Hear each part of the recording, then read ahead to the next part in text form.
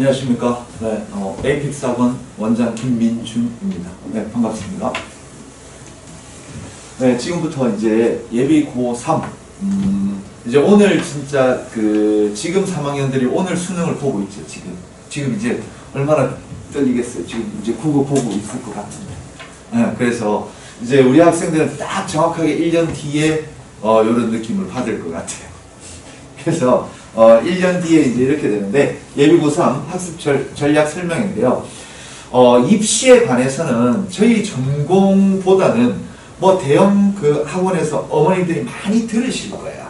그래서 오늘의 주제는 수학에 대해서 그냥 딱 어머님들이 궁금해 하시는 거 딱 하고 어떻게 전략을 세워야 될지, 그 다음에 그거보다 더 어머님들이 궁금하시는 거는 우리 아이들을 직접 가르치게 될 선생님을 뵙고 싶을 거야.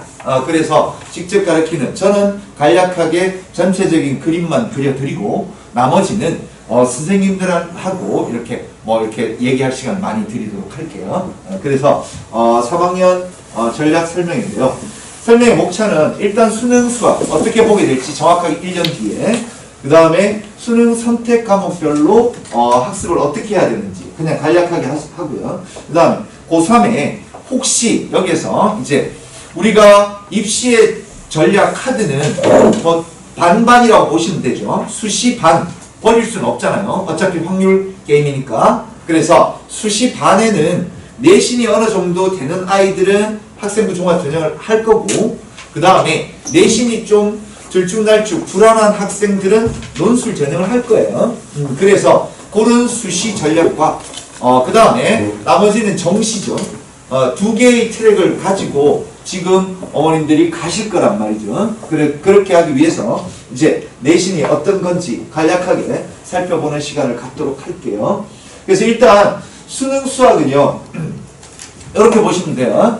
문과, 이과, 원래는 문과, 이과 구분이 없어야 되나? 문과, 이과에 구분이 있죠. 그래서 수원, 수투가 공통문항이에요. 그러니까 시험지, 지금 이제 2교시 시작될 수도 있겠는데, 2교시 시작되면 시험지가 모든 학생들이 공통으로 한 장을 받아요. 한 부를 받습니다. 그 안에 확통도 있고, 미적도 있고, 기백도 있어요. 그래서 시험지를 이렇게 받는데, 수원, 수투 공통과목, 문과, 이과, 이거는 같이 점수를 냅니다. 여기서 표준 점수를 산출하고 내죠. 그렇게 내고, 그 다음에 이과생들은 기하나 미적분 중에 선택을 해야 되죠. 근데 이제 어느 정도의 비율로 어느 과목을 선택하는지 이따가 말씀드릴게요. 그래서 이렇게 이과생들은 기하나 미적분 중에 선택을 해야 돼요. 확통 선택하면 인서울의 이과는 못 가요. 그리고 문과 학생들은 셋 중에 다 택하면 돼요. 근데 셋 중에 다 택하면 되는데, 표준 점수 때문에 이제 문과 학생들은 주로 대부분의 문과 학생들은 확통을 선택합니다. 확통을 선택한다. 이렇게 보시면 될 것 같은데요. 그리고 우리 학생들이 보는 시험지는 이렇게 되는 거예요. 올해 3학년부터는 단일 시험지 한 부가 배부가 돼요. 그러면 1쪽부터 8쪽까지는 공통문항, 수원, 수투, 22문항이 발표 나옵니다. 이걸 공통으로 풀어요. 그리고 이제 확통을 선택한 문과 학생들은 연이어서 그냥 12페이지까지 쭉 풀면 돼요. 근데 이제 이과 학생들 중에 미적분을 선택을 했다. 그러면 이 확통 부분을 건너뛰고 바로 풀지는 않겠죠. 그 정도로 긴장하지는 않을 거예요. 그렇죠? 그래서 여기를 푼다. 그래서 우리가 공통 22문항은 문과, 이과 할 거 없이 다 같이 표준화시켜서 표준 점수 내는 거고, 선택 과목별로 이제 표준 점수를 내는 거야. 시험지는 이렇게 구성이 되어 있습니다. 아마 3학년이 되면 이런 식의 모의고사를 보게 될 거고요.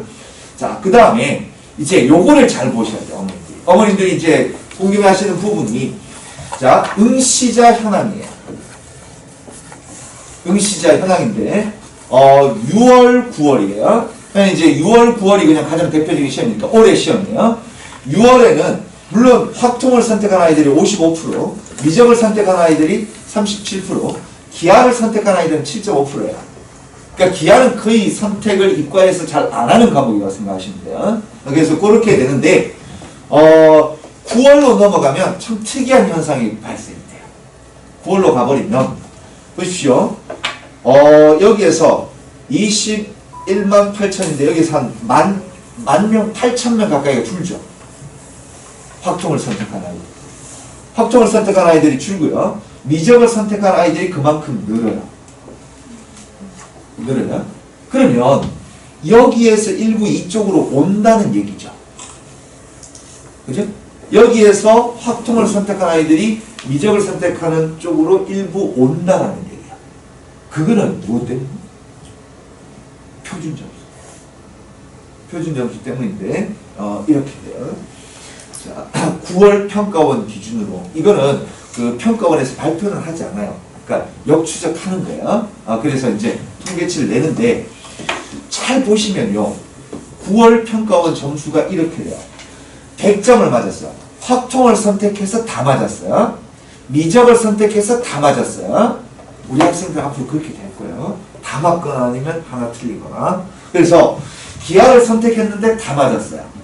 근데 9월 평가원 모의고사 점수를 보면 확통을 다 맞은 아이는 표준 점수가 139점밖에 안 돼요.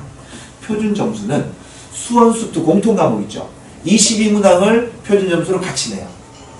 문과, 이과 할 것 없이 다 같이 내고, 그 다음에 선택 과목은 확통을 선택한 아이, 미적을 선택한 아이, 기하를 선택한 아이들에서 표준 점수에 선택 과목의 표준 점수를 내가지고 2개 더한 점수가 얘예요. 2개 더한 점수가. 그래서 이제 뭐 공통 과목은 그냥 잘 보면 무조건 오르는 거겠죠. 공통 과목의 표준 점수는 똑같겠죠. 문이과가 맞은 점수만큼. 근데 선택 과목에서 이렇게 차이가 나요. 똑같이 100점을 맞았으면 표준 점수가 똑같아야 될 거 아니에요. 100점을 맞았으면. 근데 이런 차이가 나는 게 잘 봐요. 확통 100점 맞은 아이의 표준 점수는 139점인데 미적 표준 점수는 미적을 만점 받은 표준 점수는 145점, 제일 높죠. 그러니까 표준 점수가 높은 이유는 선택 과목에서 표준 점수가 높은 이유는 어렵게 출제된 시험을 잘 봅니다.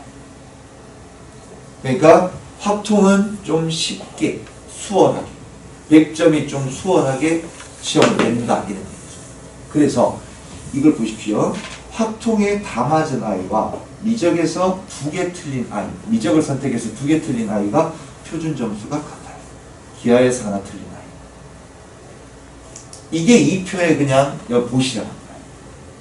이 표에서 이렇게 된다는 거예요. 그래서요, 어떤 일이 벌어져요? 아까 얘기했다시피 6월에 선택했던, 확통을 선택했던 문과 극상위권들이죠. 문과 극상위권들, 아니면 재수생들 중에서도 문과생들이 이쪽으로 일부 옮깁니다. 미적. 그래서 미적의 표점 때문에 보십시오.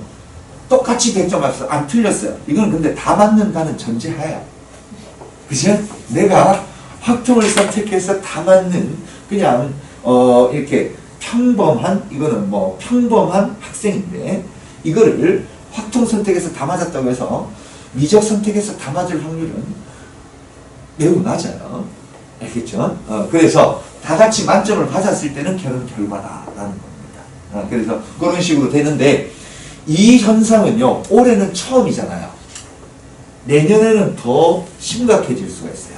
내년에는 지금 재수생들, 뭐 이제 재종반에서 아예 처음부터 문과생들을 전략적으로 미적을 키울 수도 있을 것 같아요. 올해 수능 발표에 따라서. 수능이 어떻게 나오느냐에 따라서. 근데 이거를 해결하는 방법, 똑같이 만드는 방법은 확통을 겁나 어렵게 만들어요. 평가.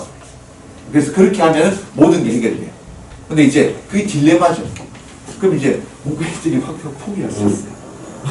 그래서 그런 식으로 되는 게 선택 과목의 뜻이다. 그래서 1등급 비율도 상당히 중요해요. 1등급 비율이 미적을 선택한 아이들이 9월 평가원이 한 85% 정도 1등급. 그리고 확통을 선택한 아이들. 그러니까 문과 학생들은 1등급 맞기가 굉장히 힘든 구조가 돼버릴 거야. 그래서 문과 학생들이 이제 매우 수학에 있어서, 수능에 있어서, 수능 수학에 있어서는 좀 불리하나 이제 또 그들만의 리그니까, 그죠? 그러니까 나름의 최선을 다해서 1등급 이 아이들은 상대적으로 1등급이 적은 데서 자기가 1등급을 받았다. 그러면 상당한 메리트가 있겠죠. 그래서 그렇게 생각을 역으로 한번 하셔도 괜찮겠다라는 겁니다. 그래서 수능 선택 과목별 학습 전략은 크게 두 개예요. 문과, 이과. 자, 우리가 문과생인데 지금 확통 선행을 안 했어요. 그럼 정규반에서도 이렇게 다룰 거예요. 근데 확통은 많은 문제를 많이 풀어보면 스스로 실력이 늘어요. 문제를 많이 풀어야 돼요. 이론을 백날 뭐 해봤자 아무 소용 없고요. 문제, 수학적 국어에 익숙해지면 돼요. 아, 이게 이런 물음이구나. 이걸 느끼면 되거든요. 그래서 확통을 선택 안 한 확통 선행을 안 한 문과 학생들은 정규반에서 가고 특강으로 주 1회 정도 방학 특강으로 확통을 다시 돌리는 것도 괜찮다. 문과 학생들은. 그 다음에 확통 선행을 나간 학생들은 정규반만 돌리시면 이제 문과 학생들은 또 다른 탐구 과목이 많잖아요. 그죠? 국어에 또 빼어놔야 되고 그런 거 하시면 될 것 같다. 그리고 이과생들은요. 이제 미적분을 선택한 이과생이나 그냥 문과 최상위권, 문과 극상이라고 보시면 되죠. 그냥 한두 명, 문과에 한두 명 이렇게 돼 있는데 미적의 선행이 안 돼 있다. 그러면 정규반에서도 듣고요. 방학 특강에서도 미적분을 듣는 것도 도움이 될 거예요. 미적분 자체는 이제 기본적으로 우리가 가장 최근에 봤다 해봤자 지난 겨울방학 미적분. 여름방학 때는 좀 헤비해서 미적분을 잘 안 보려고 하는 경향이 있기 때문에 아니면 중3에서 고1 올라갈 때 돌렸구나. 그게 전부일 거야. 그래서 미적을 가르치는 저희 학원의 선생님, 모든 선생님은 애들이 대부분 잊어먹었을 거라는 전제하에서 가르칩니다. 그래서 기본적인 개념부터 쭉 밟아가서 어려운 문제까지 갈 수 있게끔 그렇게 모든 제가 가르치는 시크릿 특강이라고 해서 처음부터 어려운 문제만 가르치느냐? 그럼 애들 다 나가요. 그래서 그렇게 가르친다라고 생각을 하시면 될 것 같고요. 그 다음에 미적 선행이 된 학생들조차도 미적은 선행이 돼 있지만 다 잊어먹었을 거예요. 네. 미적이라는 과목 자체는 요거의 종합편이라고 보시면 돼요. 미적분이잖아요. 그죠? 그래서 수투에서는 미적분을 배워요. 함수의 극한부터 미적분. 어떤 다항함수의 전제하에. 다항함수라는 바운더리 안에서만 배우거든요. 근데 수원은 지수로그 함수, 삼각함수, 수열을 배워요. 크게 세 개예요. 지수로그, 지수로그 함수, 삼각함수, 수열. 그래서 여기에서 배웠던 미적분은 여기에서 수투에서 배웠던 미적분의 내용을 이 수원의 함수로 적용시키는 것 뿐이에요. 그러니까 이거 두 개가 다 포함되어 있는 거라고 생각하시면 돼요.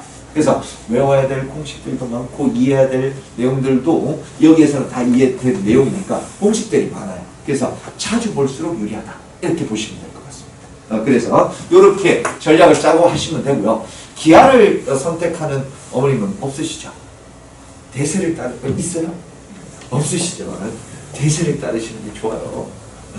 네, 그래서 기하는 생략하고요. 그 다음에 고3 내신 분석은요. 내신 문제가 어떻게 구성이 되어 있는지 어머님들께 알려드릴게요. 자, 고3 내신은 기본적으로 출처별로 보면요. 수능평가원 모의고사 변형. 그러니까 수능 기출평가원 모의고사 기출 변형이 4문제. 그러니까 40% 정도. 그 다음에 이제 내년에 나오게 될 수능 특강 있죠. 수능 특강에서 변형 문제가 한 4문제. 40% 정도. 그 다음에 내신 고유의 문제. 내신 고유의 문제지만 이거는 그냥 논술 경향의 문제라고 보시면 돼요. 논술 경향의 문제를 아예 안 내는 학교도 한두 학교 있지만 대부분 증명하라는 문제 있죠. 뭐를 증명하세요? 이런 서술형도 내는 학교가 있어요. 이따가 보여드릴게요. 그래서 그런 4대 4대 2다. 그러니까 고3의 내신은 이거 분명히 하셔야 됩니다. 그러니까 고3 내신 3월부터 내신 3월 모의고사 끝나고 나서 내신 들어가시면 3월부터 들어가는 내신이 곧 수능이다라고 보시면 돼요. 근데 이제 내신에 목숨을 걸거나 논술을 해야 될 필요성이 있는 아이들은 이런 문제까지 다뤄주는 게 좋아요. 그래서 그렇게 돼 있는 게 요거고요. 그 다음에 난이도별로 한번 따져보면 기본 문제 이렇게 나오고 응용 문제 이렇게 나오고요. 심화 문제 이렇게 나오고 킬러 문제는 이 킬러 문제가 나오지만 킬러는 킬러가 아니에요. 왜? 풀어봤던 거에 변형. 그러니까 이제 안 풀어본 아이가 풀면 수능의 킬러 문제를 변형하는 거고 모의고사 킬러 문제 그 다음에 그 수능 특강의 레벨 3에 나오는 킬러 문제를 변형시켜서 내는 거에 불과해요. 그래서 우리 학생들은 충분히 이것들의 연습만 하면 충분히 풀 수 있을 겁니다. 그래서 당해 연도 수능 특강 그 다음에 수능 평가원 모의고사 분명히 겨울방학 때는 다 완독을 한다. 정규반에서는 그런 개념을 잡고 가시면 돼요.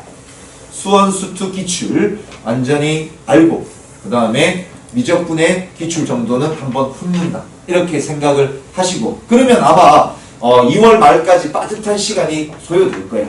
그 정도만 하면 아마 성공적인 겨울방학을 보내지 않았을까 이런 생각이 들고요. 자, 고등학교 내신을 보면요. 이게 이제 올해 봤던 고3이에요. 3학년 1학기까지만 내신을 신경 쓰면 돼요. 수시로 갈 학생들은. 이거 보면 단대국어 17번 객관식 끝에서 두 번째 문제예요. 자, 이게 요 문제다. 똑같죠? 똑같고 이거는 2014학년도 수능이죠. B형 30번이에요. 그러니까 과거 수형이 계속 수능 문제, 기출 문제 이런 게 계속 나온단 말이에요. 그러니까 여기에는 이거는 30번 문제거든요. 30번 문제라면 예전에 뭐 스타일로 따지면 킬러 문제 아닙니까? 킬러 문제가 이렇게 나오는데 요것만 바꾼 거예요, 그냥. 주관식이고 객관식으로 바꾼 거고 나머지는 다 똑같잖아요. 그래서 다 똑같은 내용인데 이것만 바꾼 거다. 이래서 내신이 수능 기출 변형이 내신으로 많이 나옵니다. 그렇게 보시면 돼요. 그래서 그렇게 돼 있고요. 그 다음에 자 수특하고 내신을 볼게요. 올해 내용이요. 올해 내용인데 경기고 22번이에요. 서술형 22번인데 이게 올해 수능 특강 올해 고3들이 풀었던 수능 특강 1단원의 레벨 3 3번 문제예요. 똑같죠? 요것만 바꾼 거야. 그죠? 그러니까 이제 구조만 알면 되는 거예요. 답을 외워서는 안 되는 거고. 구조만 알면 풀이하는 이해만 하면 내신은 아마 고등학교 3학년 내신은 어느 정도는 다 8, 90%는 수능 특강과 모의고사 기출만 알면 거의 다 맞죠. 그렇게 생각을 하시면 돼요. 내신이 곧 수능 대비다 라고 생각하시고 준비하시면 될 것 같아요. 근데 이제 내신 고유의 문제라는 게 이게 뭐냐면요. 그거예요. 이게 논술형의 문제예요. 여기에 이제 이거는 뭐 유사 문제는 이제 뭐 논술 문제를 보시면 될 건데 아주 흡사해요. 그러니까 서초고 올해 3학년 서초고 문제에서 나왔던 문제인데 이거는 그냥 논술에서 이것만 나오는 거에서 잘 쓰는 패턴이고요. 이것도 중동고 19번인데 이거는 그냥 이거가 성립함을 증명하래요. 이런 고유의 문제. 이건 수능 문제하고는 전혀 다르죠, 그죠? 수능 패턴하고는 전혀 다른 이런 내신 고유의 문제인데 이거를 내는 걸 이제 우리 재원 선생님들이 보통 보면은 선생님 이런 문제를 왜 내요? 이렇게 물어본대요. 그러면 하는 애들 논술하는 애들도 있잖아. 이렇게 말하죠. 그래서 그런 패턴도 나온다라고 어머니들이 생각을 하시면 돼요. 그래서 이렇게 내신이 이렇게 되기 때문에 내신 기출 분석을 해보면 알겠죠. 그러니까 기본적으로 어떤 거야? 이거 무조건 겨울방학 때 마스터 하셔야 돼요. 이거 하시고 그 다음에 수능 특강 이제 수능 특강은 1월 후반주 정도 되면 나올 거예요. 2월 정도. 그러면 그거 해서 그거를 마스터를 하시면 돼요. 그러니까 내신은 4대 4대 수능 특강은 내신 기간에만 봐줘도 돼요. 우리 수능 특강 자체는 문항수가 많지 않기 때문에 아이들이 그냥 마음 잡고 풀면은 중간고사 범위 안에 들어있는 거는 그냥 한 이틀이면 풀어요. 하루면 풀어요. 그냥 그런 거기 때문에 이거를 반복하시면 되는 거예요. 그래서 이런 비율로 나온다. 그러기 위해서 겨울방학 때는 일단 이거 섭렵하시다. 수원 수투의 기출 완독 이루어져야 되고 그 다음에 미적의 기출 정도는 이해를 하셔야 돼요. 이런 거고요. 그래서 고등학교 내신이 이런 식으로 나온다. 고3. 고3의 내신은요, 고2 때는 라고는 약간 다릅니다. 약간 다른 게 고3 같은 경우는 고2 때는 그냥 교과서 문제 변형 이런 것도 포함되어 있지만 고등학교 3학년 올라가면 거의 다 수능 특강 아니면 수능 기출 모의고사 평가 이런 게 기출이다 라고 보시면 되고요. 그래서 학습 전략을 이제 잡으시면 좋겠고요. 그래서 제가 말하는 거는 요 정도예요. 그래서 일단 우리 학생들이 보게 되는 수능이 어떻고 수능의 수학이 어떻고 그 다음에 그러기 위해서 선택 과목별로 문과생, 이과생이 어떻게 준비를 해야 되고 겨울방학 때 뭘 준비해야 되고 그리고 내신에 따라서 이렇게 되는데 저는 작년에도 그랬고 올해도 그랬고 이제 내년에도 그러겠지만 제가 가르치는 학생들은 이제 내신 수시로 이제 전략적으로 많이 하는 아이들이에요. 수시로. 그렇기 때문에 이 학생들은 올해 같은 경우도 그냥 1학기 기말고사 끝나는 시점부터 이제 하산해라 이렇게 종강을 합니다. 그래서 그런 식으로 진행이 됐는데 저는 3학년들은 미적 시크릿반 프로그램을 진행을 하거든요. 제가 진행하는 반입니다. 이따가 이제 다른 선생님 모시겠지만 미적 시크릿반은요 월금 오전 9시 반부터 12시 반, 이거 1시 반까지겠죠. 그래서 그렇게 돼 있는데, 미적 시크릿반의 교재, 이거 되게 궁금해 하시더라고요. 이과생들, 어머님들은. 미적 시크릿반 교재는, 요렇게 돼 있습니다. 제가 생각하기에 이런 거예요. 수능식의 수학 문제를 제일 잘 만드는 사람은 평가원 출제위원들이에요. 평가원 출제위원들이 제일 잘 만들어내요. 1년에 몇 번 안 만들어내서 문제였지만 근데 지금까지 누적된 데이터는 대단히 많다라는 거. 그죠? 근데 그 수능 평가원 모의고사 문제를 제일 잘 내는 사람은 평가원이고 그 만들어낸 문제를 가장 잘 변형시키는 사람은 누군지 알아요? 학교 선생님들이 그 기출된 문제를 가장 잘 변형시켜요. 그래서 저의 교재는요 대부분 기본적인 구조가 미적분만 강의를 합니다. 미적분만 강의를 하고요. 미적분은 내신 기출의 소스 베이직입니다.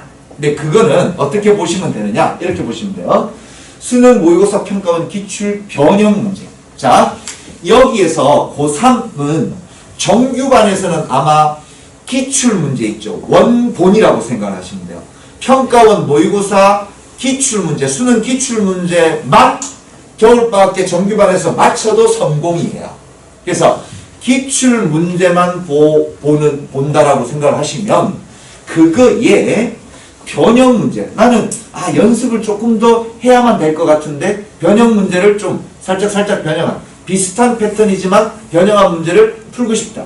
그런 학생들은 요 수업을 들으시면 돼요. 그래서 이거의 기출 변형 문제다 라는 거고 그리고 관연도 수능 특강의 원점 문제는 아마 시중에 어떤 정규반을 다니셔도 있을 거예요. 관연도의 수능 특강 중에 괜찮은 문제. 그거의 변형 문제를 보고 싶다. 그러면 이 수업을 들으시면 돼요. 그래서 반복의 개념으로 생각하시면 돼요. 근데 단 개념도 어차피 처음 아까 말씀드렸듯이 저희 선생님들도 마찬가지겠지만 미적은 다 잊어먹었다 라는 게에서 출발해요. 그래서 처음부터 개념부터 논술 유형까지 아까 말했던 내신 고유의 문제 있죠. 그거는 논술 스타일이거든요.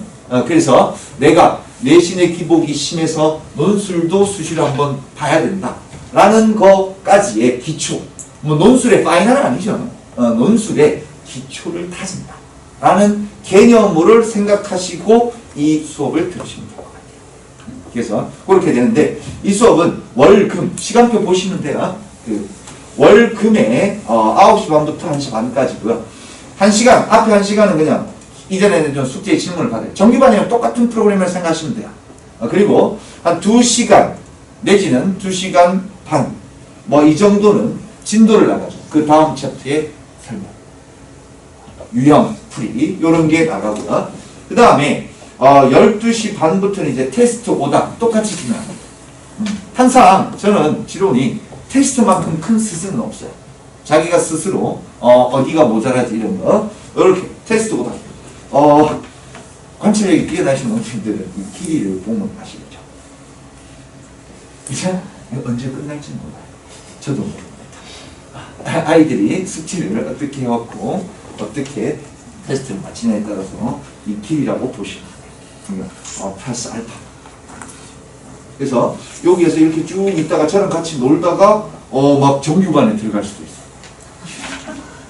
5시 반, 6시에 정규반에 그럴 수도 있다라는 것만 아시면 될 것 같아요. 네. 그래서 간략하게 이제 제 수업까지 말씀드렸고요. 이제 직접 이제 정규반에서 저녁반에서 이제 내년 11월 얼마 전까지 이틀 전까지 수업을 하셨어요. 이틀 전까지 이제 온라인 지난주까지 수업을 해가지고 이제 내년 오늘 며칠 전까지 수업을 쭉 맡아가실 고3을 담당하시는 선생님 세 분을 소개시켜 드릴게요. 지금부터. 네. 그 순서는 안샘 선생님이 먼저고요. 그 다음에 두 번째 이영주 선생님, 세 번째 김지현 선생님, 이런 순서로 말씀드리도록 하겠습니다. 네. 안샘 선생님.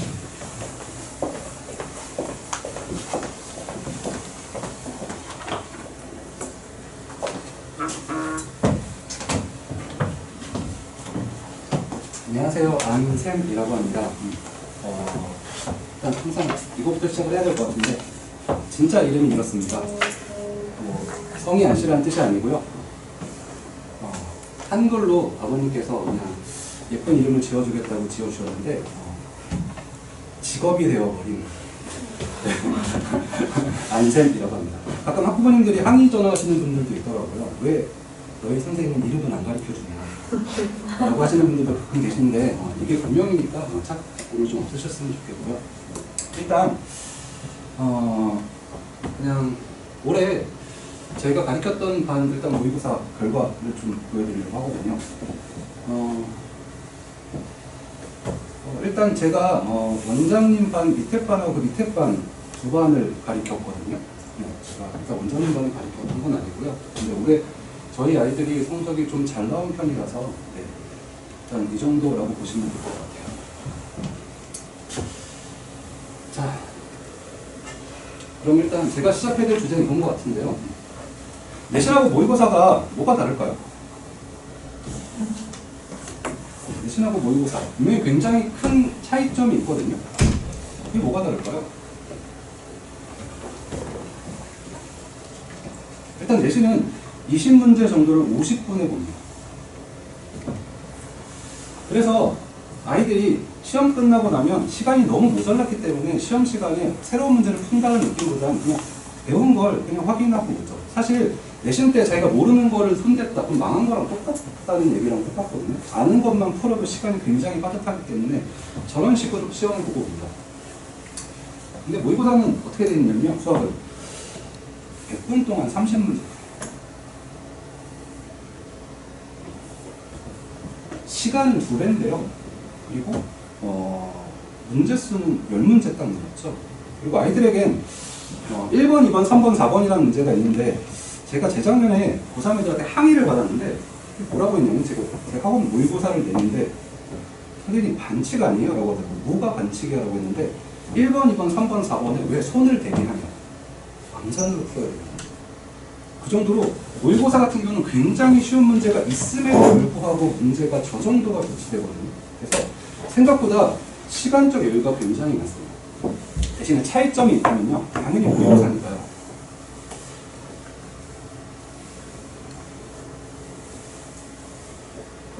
모의고사인데 처음 보는 문제가 아니면 안 되겠죠. 뭔가 이렇게 비리가 있는 거겠죠. 그게 아니라면 다 처음 보는 문제를 주어진 조건으로 논리적으로 푼다.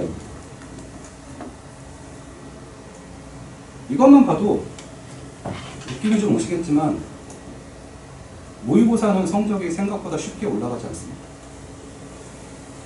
왜냐하면 아이들이 로봇 같지 않아요. 무슨 말이냐면 버튼이 2개 있어서 너는 내신 모드로 공부를 해? 너는 모의고사 모드로 공부를 해? 라고 입력한다고 해서 그때그때 이렇게 바뀌지 않습니다. 그러니까 당연히 애들은 근데 지금 동안 살아오면서 애들이 익혔던 공부 방법이 뭘까요? 당연히 애들은 이거밖에 안 합니다. 심지어 지금 내신 2등급, 3등급 나오는 애들은 정말 확정적으로 말씀드릴 수 있는데 어려운 문제 아예 쳐다보지 않습니다. 그냥 자기가 숙제라고 하면 아는 걸 딱딱딱 들고 나머지 그냥 질문 모르겠네 이런 식으로 하지 그 모르는 문제를 사실 풀어보지조차 않고 오는 아이들이 굉장히 많습니다.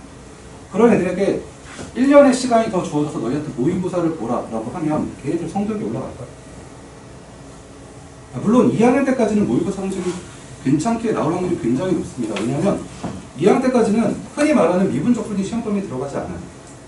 쉬운 시험 범위밖에 안 들어갔고 2학년 때까지는 약간 모의고사가 어떤 느낌으로 보시면 되냐면요. 너희 그동안 앞에 것들을 얼마나 기억하고 있어 이런 느낌이거든요. 그러면 이거는 한 번 보내가 유리할 거예요? 아니면 두세 번 보내가 유리할까요? 두세 번 보내가 유리하거든요. 그러니까 당연히 강남 지역 쪽 아이들이 2학년 때까지 모의고사 등급이 굉장히 높습니다. 근데 걔네들 성적 안 올라요. 그래서 제가 일단 이 두 개의 차이를 구분하는 이 아이가 다시 내신형 익숙해진 아이가 자주 하는 멘트를 좀 알려드릴게요. 만약에 여러분 자제분 1년 동안 애들이 이런 말을 한다라고 하면 아, 이 아이였구나라고 판단하시면 되는데요. 일단 제가 최근에 너무 알게 된 사실 중에 이런 사실이 있는데요. 수학 문제를 풀다가 화를 내는 애들이 많습니다. 고3 때 되면 제 말이 약간 저도 처음엔 어머님들하고 상담하고 그러면 그냥 그런가 라고 했는데 애들이 수학 공부를 하면 화를 내는 애들이 많아지는데 그거 100% 일어나요. 왜 화를 낼까요? 왜 화를 낼까요? 왜 처음 보는 문제인데 나는 못 풀지? 다른 애들은 푸는데 이걸 생각하면 걔네들은 화를 내요. 그래서 만약에 고3 올라가서 수학 공부하다가 화가 올라가면 아 큰일 났구나라고 생각하셔야 돼요. 그리고 또 다른 특징은 뭐냐면요. 그래서 그 아이가 하는 말이 무슨 말이냐면 나 개념이 부족한 것 같아. 개념 공부해야 라고 합니다. 박수만인데요. 걔 개념을 모르는 게 아니에요. 아니, 지금까지 2학년 내신까지 봤는데 개념을 모른다? 불가능합니다. 내신은 7등급 이하로 떨어진 거 아니면 개념을 모른다? 아니에요. 절대 그렇지 않아요. 공식 다 알아요. 공식 다 알아요. 선생님이 설명해 주잖아요. 다 이해돼요. 자기가 못 풀 뿐이죠. 네. 그래서 만약에 제가 말한 그 두 가지 멘트가 좀 시작되면 그건 상황이 굉장히 좀 안 좋아지는구나라고 좀 받아들이셔야 될 것 같아요. 그래서 제가 말씀드린 두 가지는 꼭 기억하셨으면 좋겠어요. 제가 가르쳤던 애들 중에 제일 많이 들었고 성적이 끝까지 제일 잘 안 올라가는 애들 그런 애들의 패턴이었기 때문에 그걸 좀 알아주셨으면 좋겠고요. 그래서 제 수업에 그냥 간단한 특징들을 좀 말씀드리려고 하는데요. 일단 제가 이따가 말씀을 못 드릴 것 같아서 제가 겨울방학 동안 수원수투를 7회 정도에 끝냅니다. 그리고 미적분도 7회 정도에 끝내요. 라고 하면 모든 부모님들이 저한테 물어보세요. 지금 딱 제가 7회라고 말씀드렸잖아요. 그럼 당연히 저한테 물어보고 싶으신 게 생겼죠. 그거면 돼요? 그거면 됩니다. 제가 감히 말씀드릴 수 있는 모의고사는 애들이 제가 풀이를 해줬을 때 애들이 풀이를 못 알아듣는 고3은 없어요. 다만 자기가 못 움직이는 거지. 무슨 말이냐면 필요한 내용은 각각 7회 정도면 충분히 다 끝나요. 그리고 미적분 같은 경우는 지금 현재 아이들이 수투 내신까지 본 상태이기 때문에 그런 아이들 이제 미적분 7회 정도면 충분히 다룰 수 있어요. 대신에 제가 말씀드릴 수 있는 건 그리고 어머님들께 약간 부탁드리고 싶은 건데 겨울방학 때 완성은 불가능합니다.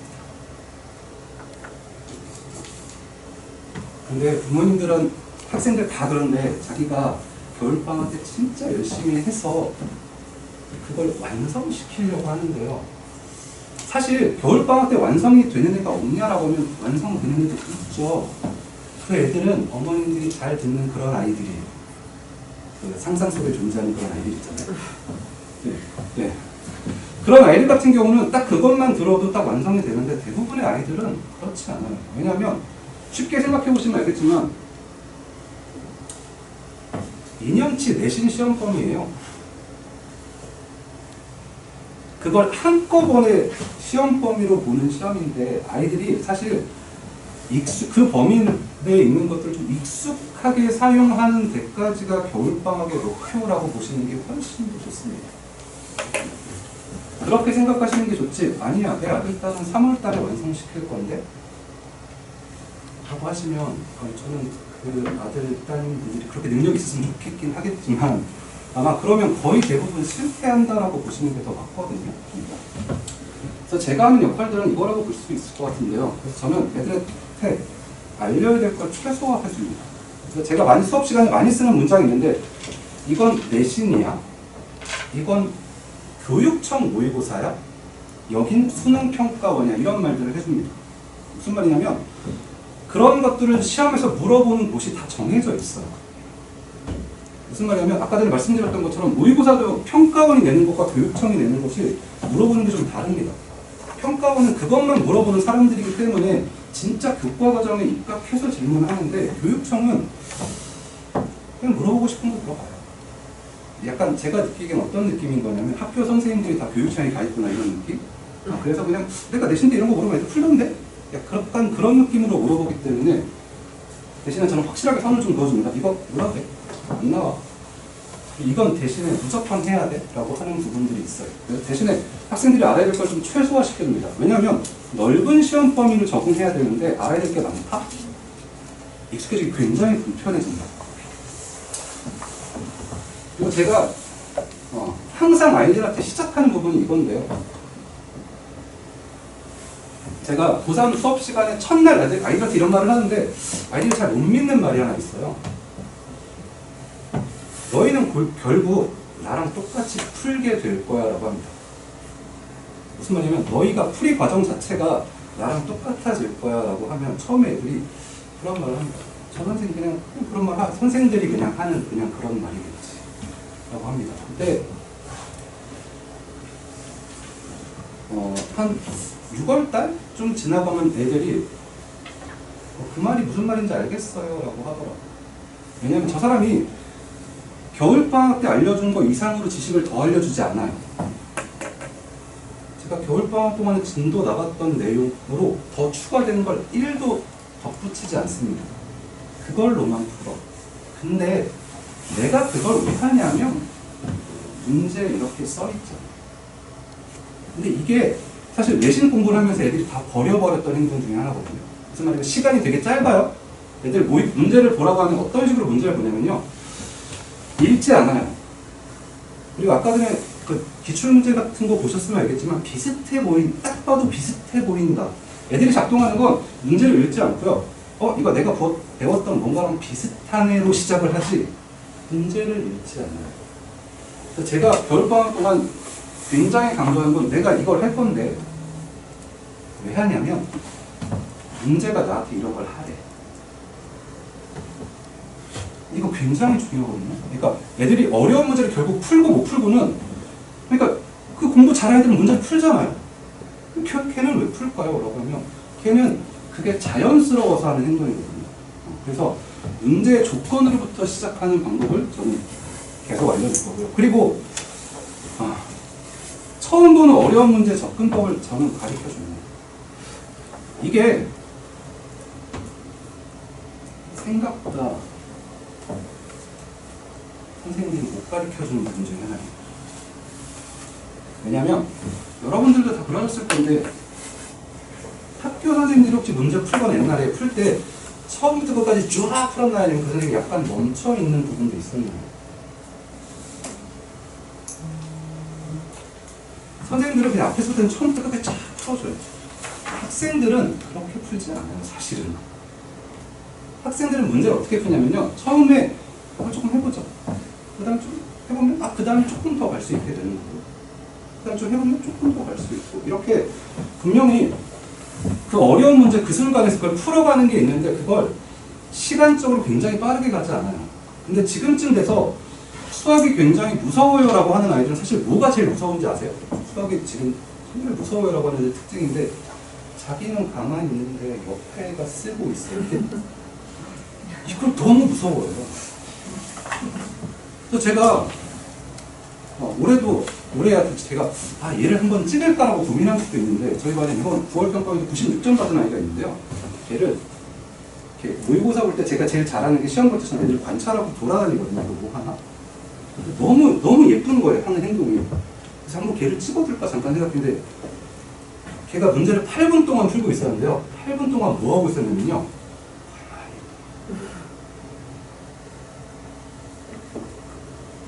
이게 뭐지? 이 문제가 나한테 뭘 해주는 거지?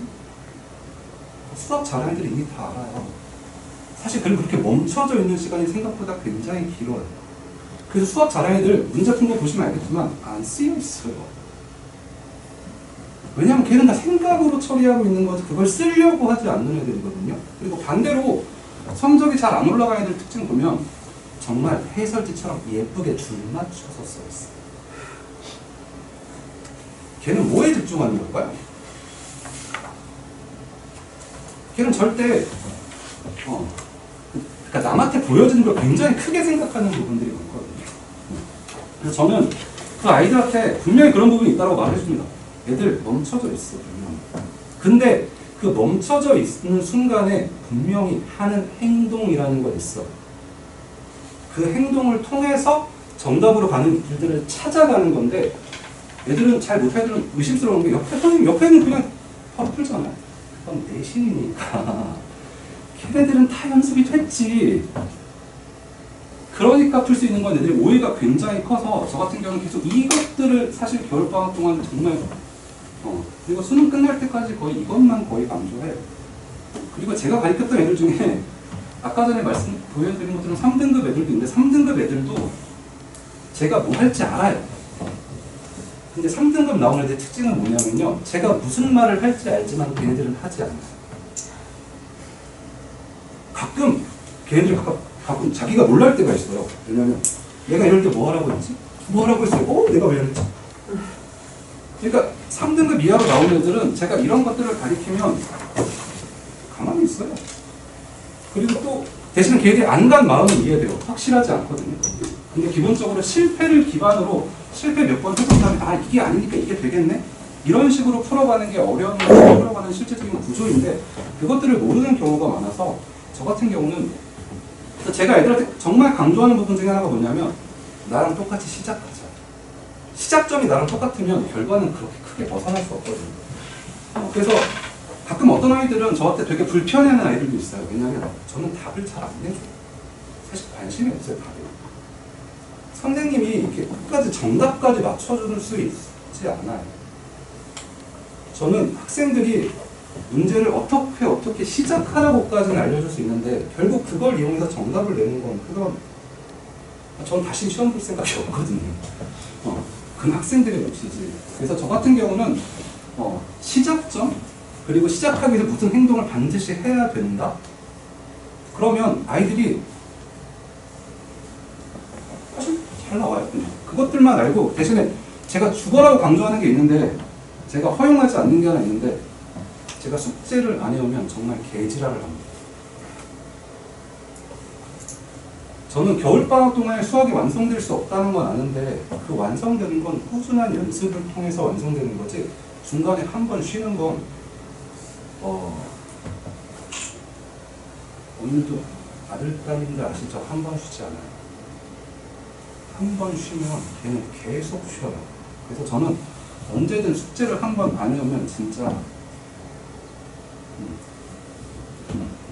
근데 숙제를 많이 내려고 하진 않아요. 대신 이걸 1년 동안 지켜가자. 그리고 내가 하는 방법을 따라해서 가자. 라고 하면 아이들 계속 좋은 결과 따라오고요. 그리고 학생들이 따라하기 어렵지 않아요. 가끔 저희 반 애들이 가끔 그럴 때가 있는데 그러니까 제가 너무 익숙해지잖아요. 그러면 애들은 그래요. 선생님, 왜 등급컷이 이렇죠? 그냥 자연스럽게 나오는 거 아닌가요? 라고 할 정도로 제가 그래요. 근데 네가 하고 있는 행동이 굉장히 똑똑한 사람이 하고 있는 행동이라서 네가 자연스러운 거지. 사실 그냥 그 방법을 사실 하는 것 자체가 어려워. 사실 제가 말씀하시는 거 들어보면 알겠지만 제가 말하는 거 사실 잘 모를 때 해보는 거 용기 굉장히 필요하잖아요. 잘 모르는데 그러니까 가만히 앉아있지 않고 잘 모르니까 내가 뭘 좀 해볼까? 이거 생각보다 굉장히 용기가 필요한 거잖아요. 그래서 그것들 위주로 학생들 자신감 잃지 않고 이렇게 가르쳐 겁니다. 그래서 제가 올해 했던 아이들의 그냥 강의 평가 중에서 나왔던 내용이에요. 애들이 저한테 해줬던 말을 제가 생각하시면 돼요.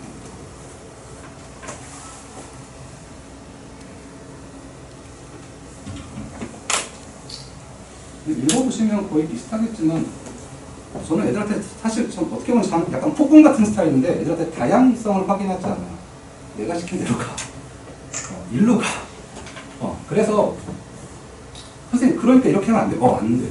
그냥 나 따라가. 나 따라가. 이런 폭군 같은 스타일이라서 학생들이 하는 말이 거의 비슷하긴 한데 그래서 애들이 제가 가르친 애들 중에서 그러니까 어려운 문제 앞에서 뭘 해야 될지 모르는 애 없어요. 그리고 시간이 주어지면 다 100점이 나올 거예요. 근데 생각보다 그 시간 확보한다는 게 그렇게 쉽지는 않은 거라서 제가 가르치는 건 이렇게라고 생각하시면 될 것 같아요.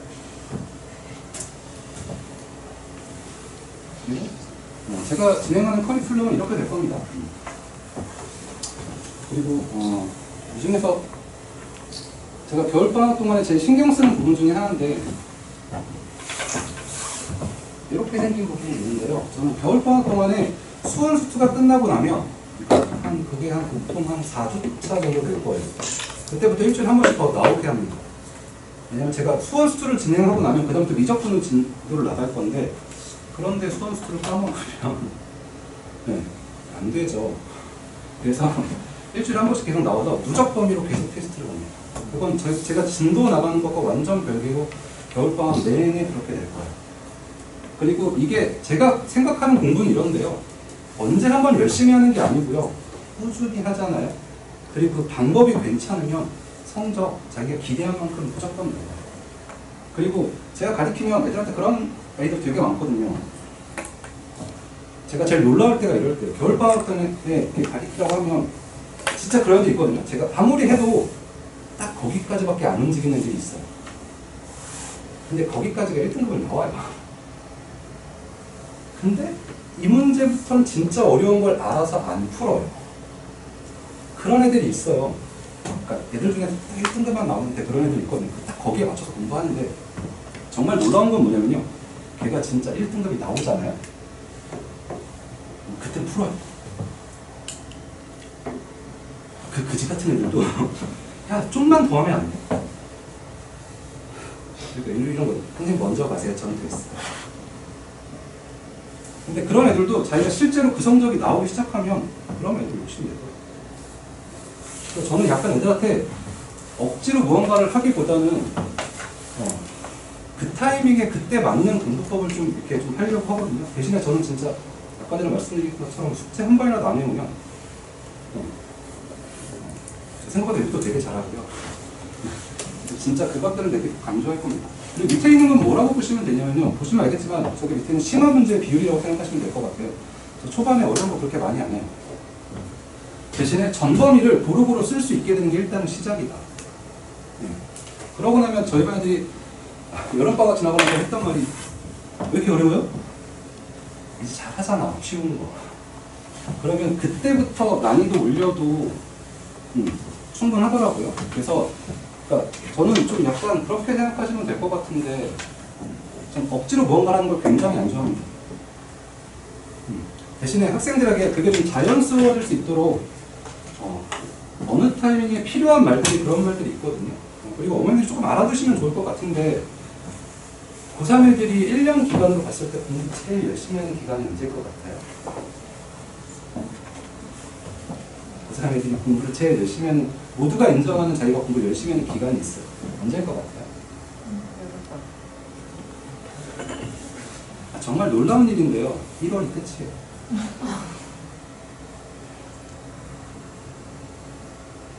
진짜 모든 애들이 1월이 끝이에요. 근데 그 사실은 되게 쉬워요, 어머니. 그 이유는 오늘 애들 외신 공부 길게 얼마 해봤어요? 저희들이 가장 길게 해본 공부가 얼마예요? 1월이 끝이에요. 진짜예요. 그 뒤로 페이스가 떨어져요. 그래서 제가 강조하는 건 뭐냐면 대신에 공부는 1년 하는 거거든요. 걔가 공부 양이 주는 게 중요한 게 아니고 공부를 한 번 빼먹으면 진짜 큰일 납니다. 고3 스케줄상 뭐 한 번 밀리잖아요. 못 따라잡아요. 걔네들 스케줄이 뭐 하루가 비지 않잖아요. 대신 1년을 꾸준히만 가면 분명히 좋은 결과 있을 테니까 너무 겨울방학 동안에 뭘 완성시키자 이런 생각은 조금 안 해두시는 게 좋을 것 같습니다. 저는 여기까지이고요. 다음 선생님 이영 선생님. 네.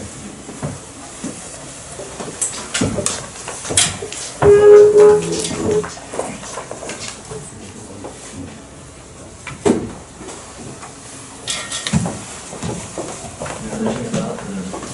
이영주라고 합니다. 안쌤이 너무 이제 좀 길게 하셔가지고 제가 짧게 설명을 드릴게요. 그래서 우선은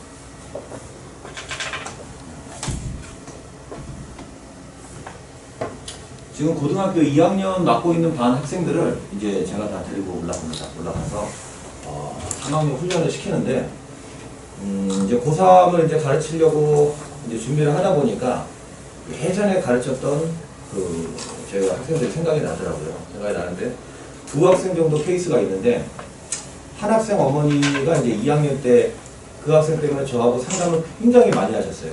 상담을 하시면서 3번 통화하시면 한 번은 우셨어요. 한 번은 우시고 그 롤 때문에 롤에 중독이 돼가지고 아이가 맨날 그거 하고 다니느라고 어머니는 대치동 전역에 있는 PC방을 뛰어다니시고 아무튼 제가 어머니한테 드린 말씀이 어머니 너무 걱정하지 마세요. 아이가 좀 능력이 있으니까 3학년 때 분명히 정신 차릴 겁니다. 응? 정신 차리고 한 번 정신 차리면은 얘는 분명히 잘 될 겁니다. 해가지고 3학년 때 공부를 정신 차리더라고요. 정신 차리고 제가 이제 드린 말씀이 물을 먹이진 못해도 물가루는 계속 끌고 가셔야 됩니다, 어머니. 그래서 2학년 때 그렇게 고생하시다가 3학년 되니까 아이가 정신을 차리더라고요. 중동고 학생인데 그래서 어디 가냐면은 사이버 국가학과를 갔어요. 그래서 굉장히 잘 갔습니다. 잘 가고 또 한 학생 같은 경우는 공부를 굉장히 잘하던 학생이었는데 2학년 때 이제 좀 열심히 하다가 3학년 때 가가지고 겨울방학을 잘못 보내는 바람에 한 번 컨디션이 무너졌어요.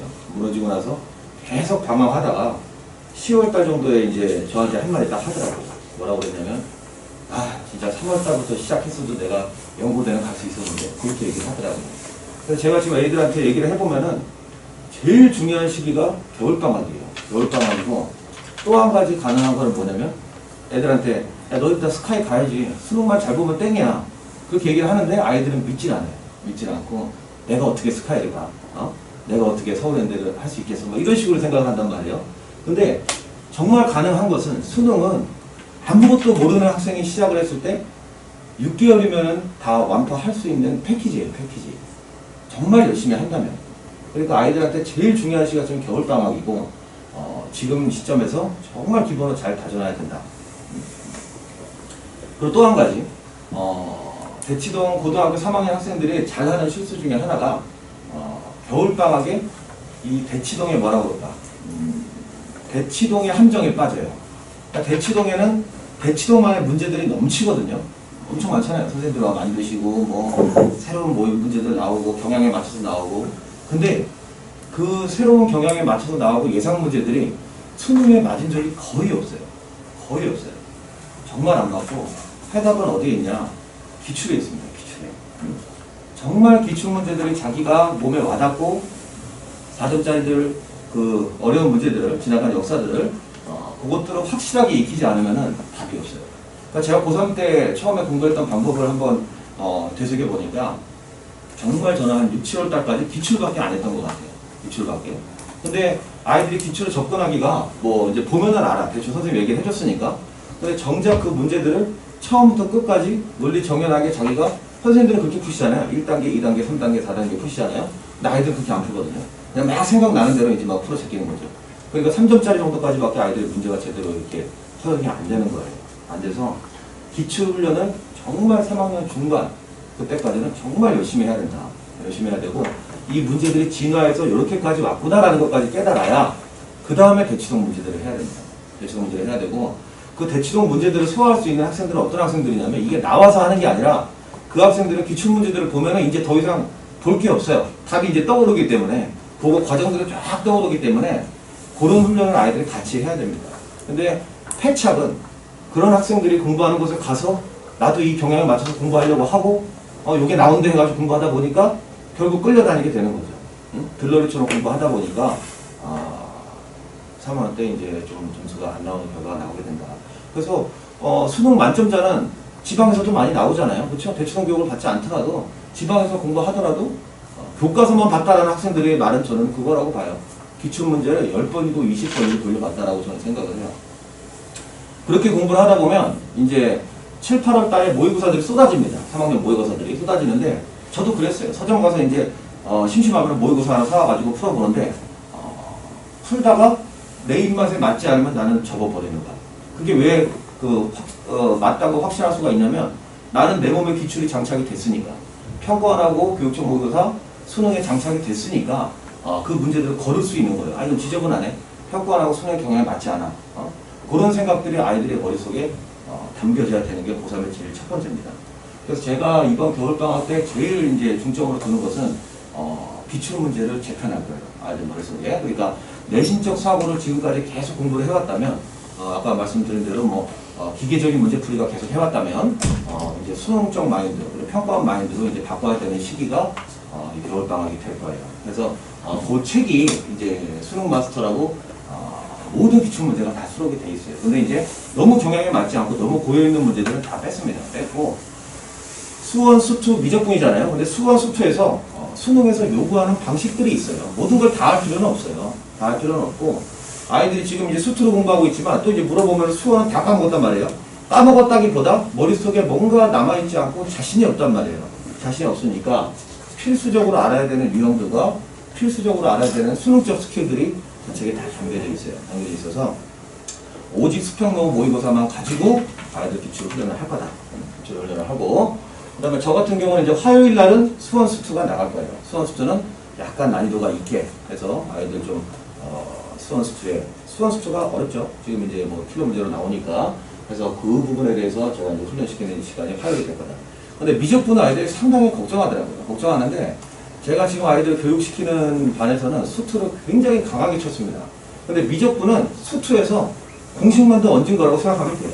공식만도 얹고 그래프 몇 개 더 그리면 되는 거다 라고 해도 미적분은 가능합니다. 가능한데 아이들이 조금 어려워하는 부분이 있어서 미적분은 개념부터 그러니까 제 교재의 순서가 이제 내신 퍼펙트 그 다음에 수능 마스터 그렇게 가거든요. 근데 이제 미적분 같은 경우는 우선 퍼펙트 책을 공부하는 걸로 진행을 한다 하고 해서 미적분 같은 경우는 목요일날 그리고 수원 수투는 화요일날 제가 진행을 합니다. 진행을 하고 내신이 이제 필요한 학생들이 있고 그리고 나는 수능에 전념할게요 라는 학생들이 있는데 수능 특강하고 수능 완성은 변형 문제까지 다 알아야 돼요. 다 알아야 돼요. 그리고 올해 수능 특강 수능 완성뿐만이 아니라 작년 것 재작년 것까지 알아야 돼요. 왜냐면 작년 것, 재작년 거에서 나오지 않은 문제들이 올해 또 변형돼서 출제되는 경향이 있어요. 그래서 4월달, 5월달에는 내신 대비라고 써놨지만 내신 대비에 집중하진 않습니다. 집중하진 않지만 수능 특강하고 수능 완성 정도는 반드시 이때 익히고 가야 된다. 그래서 그거하고 내용이 다르냐? 전혀 다르지 않습니다. 어쨌든 수능 평가원 기조로 이제 만든 책이 수능 특강, 수능 완성이기 때문에 4, 5월달에 그걸 진행을 합니다.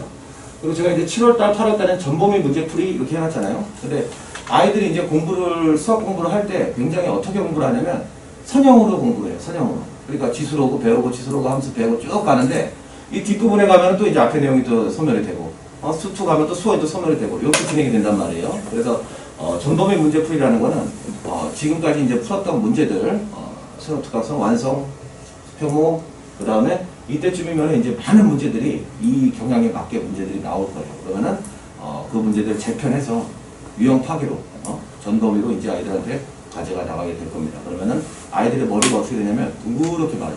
둥그렇게. 그러니까 이 문제를 풀 때 수원이 생각나고 수투가 생각나고 그런 식으로 이제 나라지로 훈련을 7, 8월달에 들어간다. 그리고 9월, 10월 달에는 이제 실전 모의고사가 들어간다. 그렇게 이제 제가 진행을 합니다. 진행을 해서 우선 제가 이제 고등학교 3학년 아이들을 관리하고 가르치는 방법은 고등학교 2학년 때랑 크게 다르지는 않을 거예요. 크게 다르지는 않는데 중점으로 보는 것은 아이들은 좀 믿을 수 있는 강력한 선생님이 필요하고, 그리고 그 선생님이 이끌어주는 대로 하라는 대로 해야 되는 이제 그 열정이 필요하죠. 열정이 필요한데 가장 중요한 것은 3점까지는 누구나 다 맞출 거예요. 맞추는데 4점짜리 문제들을 봤을 때 나열하는 것, 아이들이 논리적으로 전개하는 훈련을 중점적으로 제가 좀 시킬 생각입니다. 그리고 뒤에 부분은 뭐 그렇게 책에 대해서 쓰어놨죠. 저 책은 제가 굉장히 노력을 많이 기울였어요. 노력을 많이 기울여서 수능하고 평가원 모의고사 기조에 맞게 아이들이 겨울방학 때 책을 훈련하게 된다고 생각하시면 될 것 같아요. 그래서 저는 여기까지 마치고요. 궁금한 점 있으시면 이따 끝나고 나면 인사 상담 해주시면 될 것 같습니다. 네, 감사합니다.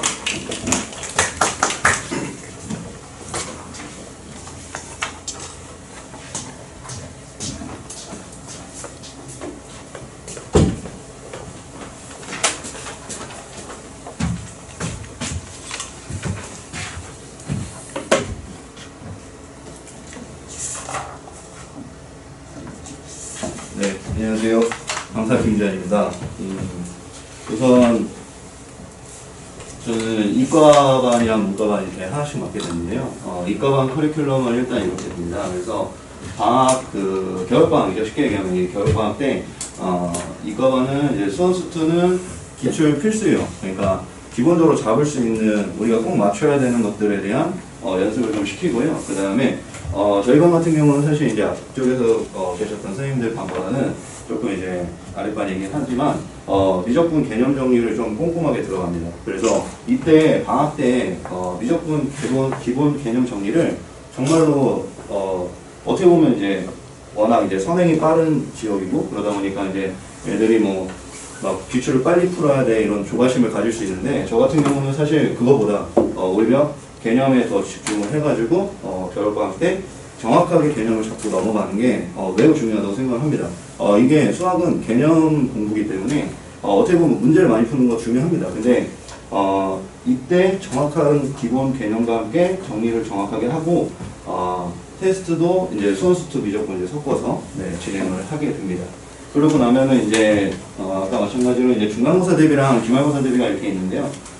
사실 이제 3학년은 연장선이기 때문에 이때 대비는 이제 뒤에서 얘기하겠지만 짧게 2, 3주 안에 딱 정확하게 공부를 하고 시험을 보고 그다음 수능 공부 들어가고 이런 식으로 진행이 될 거예요. 그래서 이때 역시 마찬가지로 이제 수능 특강 나올 거 그리고 이제 최근 4년 정도 제가 이제 반영된 거랑 함께 해가지고 문제는 진행이 될 거고요. 이때 이제 방학 때보다 수원수투는 조금 더 난이도가 올라갑니다. 그래서 준킬러 정도의 문제들 이렇게 진행을 할 거고 그 다음에 미적분은 이제 이때 필수 유형을 좀 들어갑니다.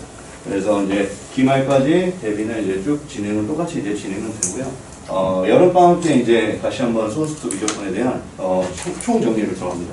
그래가지고 이때도 수능 완성이 나오거든요. 그러면 이제 수능 완성도 어쨌든 연계가 교재이기 때문에 그거랑 함께 이제 진행을 하고 그 다음에 마지막 이제 9월 강사는 파이널로 이제 정리가 들어가겠습니다. 다음 문과도 비슷합니다. 이제 문과도 똑같이 진행을 하고 이제 확통을 미적분 대신 확통 수업이 들어가는 것 뿐이고요. 이게 이제 문과 어머님들이 이제 계실 수 있는데 이게 문과가 이번에 이제 좀 피를 본다고 하죠. 쉽게 얘기하면 이과 애들한테 치여서 수원수투가 공통이 되다 보니까 그래서 이 문과 같은 경우는 수원수투를 이과만큼 하셔야 됩니다. 그러니까 더 정말로 이과 애들과의 싸움이기 때문에 수원수투에 집중하는 거는 정말 많이 해주셔야 되고 연습도 정말 많이 필요하죠. 그러니까 이과만큼 계속 같이 따라가면서 해주셔야 이게 점수가 그래야 합니다. 안 그러면은 문과 애들이 계속 이과 애들한테 치인다 이런 식으로 나오긴 하는데 제가 봐도 문과 애들 일단 이과 애들보다 수학적으로 관심도가 떨어지잖아요. 그러니까 물론 잘하는 문과 애들도 있긴 한데 제가 봤을 때는 문과 애들은 수원수투도 이과만큼 공부를 하셔야 이게 나중에 올라가서 성적도 그렇고 쫓아갈 수 있는 모양새가 나오기 때문에 네, 문과는 조금 이제 확통은 미적분보다 양이 작습니다. 그래서 뭐 많이 이렇게 소화할 건 없는데 그래도 이제 확통 안에서의 이제 어려운 문제들이나 이런 것도 다 개념 정리를 토대로 이렇게 진행을 똑같이 네, 시작을 하게 될 것 같습니다. 그래서 문과는 네, 이렇게 진행이 된다고 말씀드리고요. 저는 일단 교재는 교재나 이제 강의 스타일 먼저 얘기를 드리겠습니다. 이제 강의는 이제 먼저 뭐 첫날 같은 경우는 개념을 바로 진행을 하겠지만 이제 과제 질문을 먼저 받습니다. 그래서 개념을 이제 설명하고 그다음에 유형별 문제 풀고 거기에 이제 좀 더 심화된 문제를 다루고 이제 테스트랑 테스트 오답까지 진행이 되는데요. 우선은 저는 개념 정리 의무화를 좀 시킵니다. 이게 이제 뭐냐면 이게 개념 노트라고 써놓긴 했지만 노트를 만든다기보다 여기 아래 게 더 중요한데요. 이제 자기 스스로 정리하지 않으면 그건 자기 게 아닙니다. 저는 그렇게 생각합니다. 그래서 제가 적어준 걸 그냥 보고 있거나 그냥 한번 흐느적거리고 이렇게 보고 있으면 이건 제 거죠. 제가 있으니까. 그러니까 애들한테 그 개념에 대해서 자주 보고 자기가 스스로 정리하고 적어보고 이래야 이제 자기께 되는 거거든요. 그러니까 수학은 자기화를 시켜야 됩니다. 무조건 이제 자기 걸 만들고 자기가 보고 자주 적어보고 해야 된다고 생각을 하기 때문에 이 개념 적는 걸 좀 의무화시키고 있습니다. 저는. 그래서 저는 개념 아예 그냥 아무것도 안 넣어놓습니다. 애들한테 이제 적어줄 때 그거 보고 받아서 적고 제가 한 번 더 정리하고 이런 식으로 좀 진행을 하고요. 그 다음에 교재는 역시 이제 수원수투는 역시 그 수능이랑 모의고사랑 평가원 기출문제들로 정리가 되어 있고 역시 연계교재인 특강이랑 완성까지 이제 같이 섞여서 이제 구성이 되어 있을 겁니다. 그래서 이걸로 이제 진행을 하게 될 거예요. 그 다음에 네 이제 마지막 쪽을 보시면요. 난이도는 이제 공부학과 뭐 오답관리 이런 얘기를 이제 적어놨는데 모의고사는 실질적으로 지금 이제 22번이랑 30번이 이제 필러 문제고요. 그 다음에 15번, 21번, 29번이 이제 그 다음 준필러라고 보시면 되고 나머지 이제 4전 문항이랑 2, 3전 문항입니다. 그러면 제가 이제 강조하고 싶은 건 뭐냐면 친구들이 노력을 해주시면은 이 4전 문항까지 쉬운 4점이죠. 쉽게 얘기해서 쉬운 4점. 여기까지는 이제 대부분 다 만들어집니다. 근데 중요한 거는 여기 위에 있는 이 두 가지를 이제 누가 맞추냐의 싸움이거든요. 거기에 이제 2등급에서 1등급으로 이렇게 올라가는 상황이니까. 그래서 여기 보시면 이제 문제에서 뭐 이렇게 풀이 방법 연산 이렇게 나와 있는데 이 연산이 되게 까다롭게 나오는 문제도 있고요. 중요한 거는 이 발상입니다. 이게 뭐냐면 저는 이렇게 생각하는데 문제를 보고 그 문제에 대한 조건을 보고 애들이 이제 문제를 풀 때 어떻게 시작을 해야 될지 모른다는 친구들이 많아요. 그러니까 내가 여기서 뭘 써야 되지? 이렇게 하는 친구들이 많거든요. 근데 이게 보시면은 이 발상이라는 게 처음에는 힘든데 그거를 이제 해설지 보면 이렇게 나와 있어요. 이 자기가 이제 만약에 들어서 풀었는데 여기서 막혔어. 그러면 친구들 보통 오답부터 하라 그러면은 오답하라 그러면은 그냥 이렇게 보고 적거나 또는 그냥 질문해서 그냥 받아 적거나 이게 끝입니다. 근데 이렇게 가시면은 사실 이제 또 자기 게 안 돼요. 그러니까 어떻게 보시면 이게 문제를 보고 제가 그걸 다 적으라는 게 아니고 내가 그러니까 생각하지 못했던 그 해설에 필요한 그 부분을 좀 적는 거예요. 그래서 이거를 좀 하다 보면은 처음에는 뭐 워낙 이제 뭐 오답노트해라 그러면 오답노트 다 쓰고 문제 다 쓰고 풀이 다 쓰고 이거는 좀 시간이 너무 오래 걸린다고 봅니다. 그래서 그거보다는 이렇게 발상적으로 제가 이제 애들한테 코치를 해주거든요. 그러면은 이 부분 문제에서는 이 단계에서 이 풀이가 필요한데 너가 이걸 생각 못했다.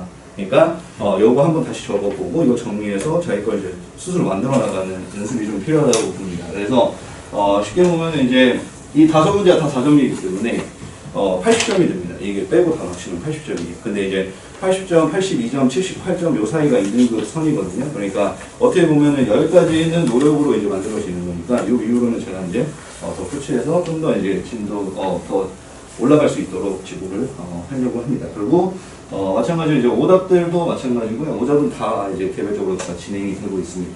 그 다음에 아까 요거 얘기했던 건데요. 고3 1학기 내신 대비는 사실 수능 공부입니다.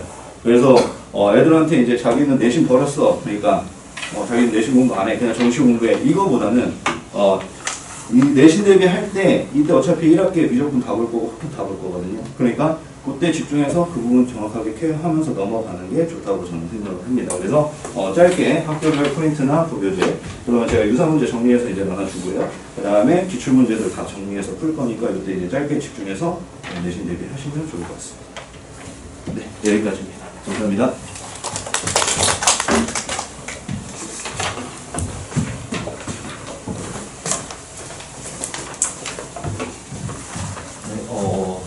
포함해서 이렇게 네 분이 그 3학년을 맡게 될 것 같습니다.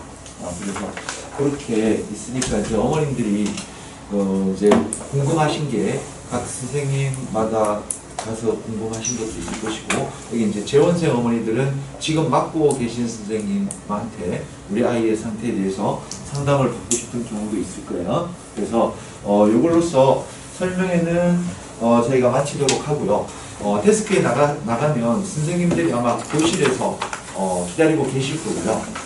전체적으로 뭐 궁금한 게 있으면 질문을 하시면 되고, 저한테 궁금한 점이 있으시면 여기에 계시면 되고, 다른 선생님 그 찾아가시면 데스크로 나가면 교실을 알려드릴 것 같아요.